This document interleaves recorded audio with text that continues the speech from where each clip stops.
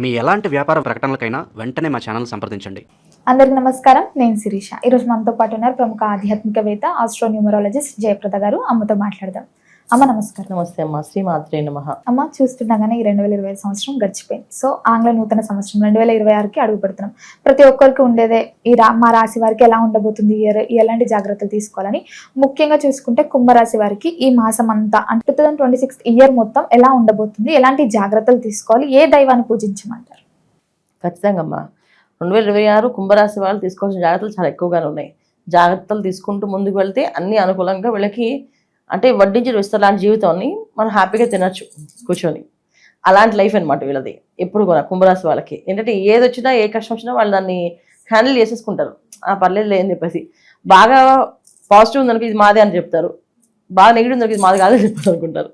So ఈ తత్వం ఉండడం మంచిది లక్షణం. ఎందుకంటే యాక్చువల్లీ కుంగిపోవడం కుసించిపోవడం కంటే ఏమన్నా ఏదో బ్యాలెన్స్ చేసుకోగలగాలి. వాళ్ళు అనాలిసిస్ చేసుకున్నా నాకు ఇది అవసరం లేదు, నేను వెనకలేదు అని చెప్పి ఏదైతే బాగా చెప్తారో వాళ్ళ దగ్గర విని సరే అమ్మాయి ఇది బాగుందని చెప్పారు కదా అని అనుకోవడంలో గొప్ప విషయం ఇది. ఒక విధంగా ఏంటంటే వీళ్ళని ఈ విషయం మనం పొగడొచ్చుకుంటాం హ్యాపీగా. చాలా మంచి వాళ్ళు, హుందాగా ఉండేవాళ్ళు వీళ్ళు. అయితే ఈ కుంభరాశి వాళ్ళకి ఈ సంవత్సరంలో ఫలితాలు మనం తీసుకుంటే వర్ష ఫలితాలు అంటే ఆంగ్ల నూతన సంవత్సర ఫలితాలు ఎప్పుడు కూడా ఏంటంటే ఉగాది నుంచి ఉగాది తెలుసుకోవడం వల్ల, ఏదైనా క్షేత్రంలోనో లేదా గుళ్ళోనో వినడం వల్ల ఎటువంటి ఇబ్బంది వచ్చినా ఈ సంవత్సరం మీకు ఈ ప్రాబ్లమ్స్ ఉన్నాయి, ఈ ఇబ్బందులు వస్తాయంటే అక్కడ దేవుడి దగ్గరికి వెళ్ళి స్వామి మాకు ఏమో రాకుండా నువ్వే కాపాడు అంటే అక్కడ చుట్టూ ఉండే ఎనర్జీస్ ఎలా ఉంటాయి, పాజిటివ్ హై పాజిటివ్ ఎనర్జీస్. తదాస్తు దేవతలు తదాస్తు అన్నారు అసలు. అలాగే దానితోడు అక్కడ ఉన్న పూజారి గారు వచ్చి మనకి తీర్థం ప్రసాదం సెటారి పెట్టి మనోవాంఛా ఫల సిద్ధిరస్తు, ఇష్టకామ్య ఫల సిద్ధిరస్తు, ఇష్టకామ్యార్థం అని చెప్పి చదువుతూ ఉంటారు వాళ్ళు. ఈ రెండు చదవడం వల్ల ఏంటంటే మనకి అన్ని అనుకూలంగా మారిపోతాయి.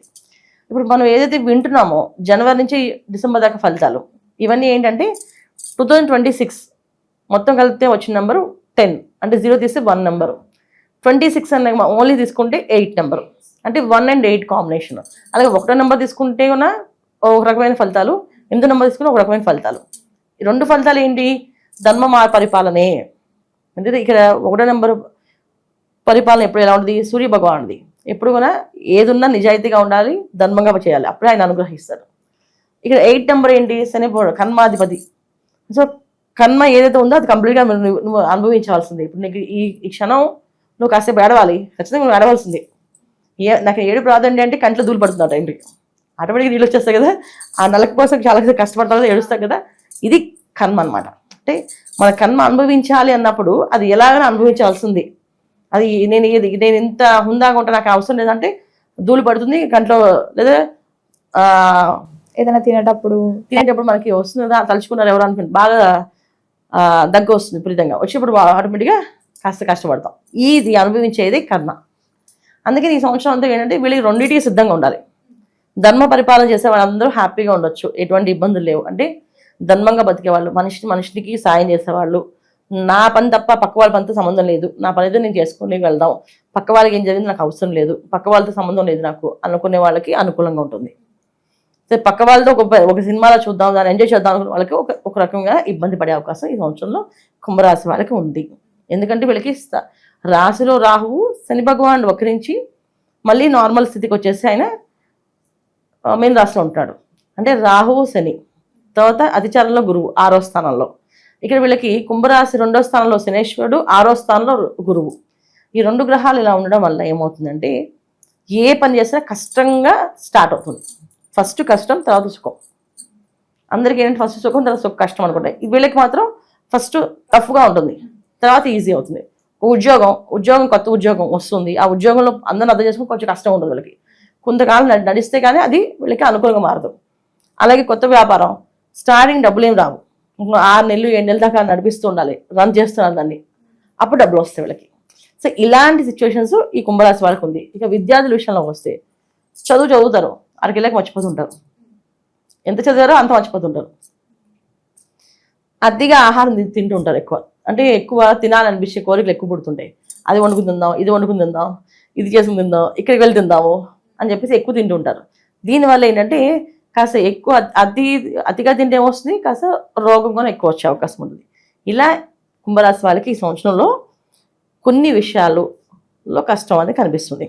కొన్ని విషయాలు, అన్ని విషయాల్లో కాదు, కొన్ని విషయాల్లో కష్టంగా అనిపిస్తుంది. ప్రొఫెషనల్ రంగంలో ఉన్న వాళ్ళకి కాస్త అనుకూలంగా మారే అవకాశం ఉంది. ప్రొఫెషనల్ రంగంలో ఎప్పుడు కూడా పొద్దున్న లేచి వాళ్ళ వర్క్ వాళ్ళు చేయాల్సిందే, లేకపోతే వాళ్ళకి ఫుట్బాల్ రాదు, అందుకు వాళ్ళు చేస్తారు, వాళ్ళకి ఇబ్బంది లేదు.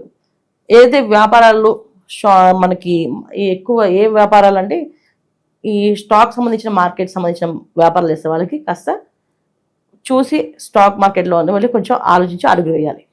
వెంటనే చేద్దాం వచ్చేస్తుంది అని చెప్పి చేస్తే మాత్రం ఒకేసారి ముంచే అవకాశం ఎక్కువగా ఉంటుంది. ఇది కుంభరాశి వాళ్ళకి ఎక్కువగా ఈ మాసంలో ఈ సంవత్సరంలో కలిసి ఫలితాలు. ఎందుకంటే 6వ స్థానంలో గురువు ఎప్పుడు కొన్న వెళ్ళి ఇబ్బంది పడే అవకాశం ఉంటుంది, రోగాలు వచ్చే అవకాశం ఉంటుంది, రుణంలో పెట్టి పట్టే అవకాశం ఉంటుంది. అంటే రుణంలో అంటే చాలామంది ఒక వ్యాపారం సవ్యంగా జరుగుతున్న వ్యాపారంలో ఈ డైలీ కొంతమంది ఇలా చేతికి తీసుకుంటుంటారు అమౌంట్లు, ఈవినింగ్ కల్లా పంపిస్తాము, మార్నింగ్ కల్లా పంపిస్తాము అని చెప్పి. ఇలాంటి విషయాల్లో అలా మార్నింగ్ కల్లా ఇస్తా ఉన్న వాళ్ళు ఎవరన్నమాట.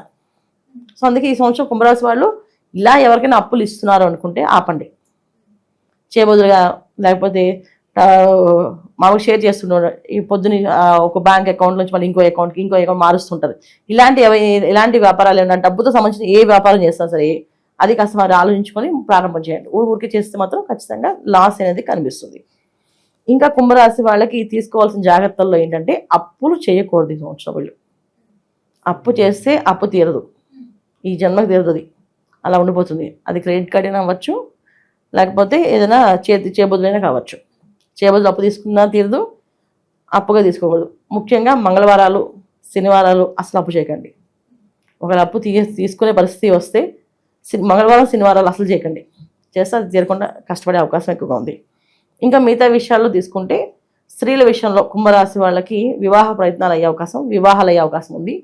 సంతాన యోగం అనేది కలిగే అవకాశం ఉంది. తర్వాత వ్యాపార అభివృద్ధి అనేది కాస్తంత నత్తనకు నడుస్తుంది. ఎందుకంటే ఇది గోచారీత్యా వచ్చే గ్రహస్థితులు ఈ గోచార ప్రకారం చూసుకుంటే కుంభరాశి వాళ్ళకి అనుకూలంగా లేవు, ప్రతికూలంగా ఉన్నాయి.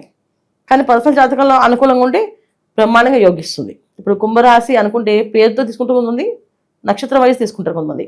ఈ నక్షత్రాల వయసు తీసుకునే వాళ్ళకి లగ్నం ఉంటుంది.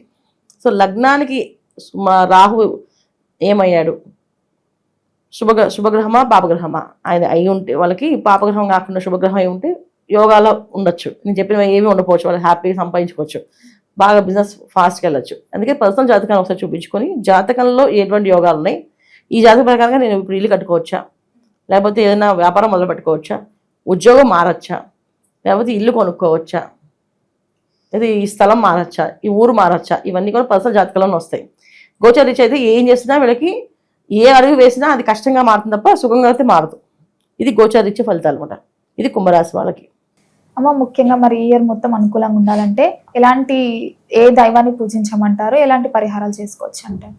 ఖచ్చితంగా సుబ్రహ్మణ్య స్వామిని ఆరాధించుకోవడం. వీళ్ళు ఈ సంవత్సరం అంతా కూడా వీళ్ళు జంట నాగులు ఉన్న ఆలయాలకు వెళ్ళడము, అక్కడ ప్రతి మంగళవారం అక్కడ స్వాములకి పాలు పోయడము, అక్కడ అభిషేకం చేయించుకోవడము, తర్వాత ప్రదక్షిణాలు చేయడము, రావి చెట్టు ఉంటే రావి చెట్టు చుట్టూ ప్రదక్షిణాలు చేయడము, సుబ్రహ్మణ్య స్వామి ఆరాధన, సుబ్రహ్మణ్య స్వామి భుజంగ స్తోత్రం ఉంటుంది ఆ పారాయణ చేయడము, లేకపోతే శం శరవణ భవ అని మంత్రాన్ని చదువుకుంటూ ఉండడము, ఇవి చేసుకుంటూ వెళ్తూ ఉంటే వీళ్ళకి అన్ని అనుకూలం ఉంటాయి. ప్రతి మంగళవారం ఖచ్చితంగా వెళ్తూ ఉండాలి, ఇవి చేస్తూ ఉండాలి.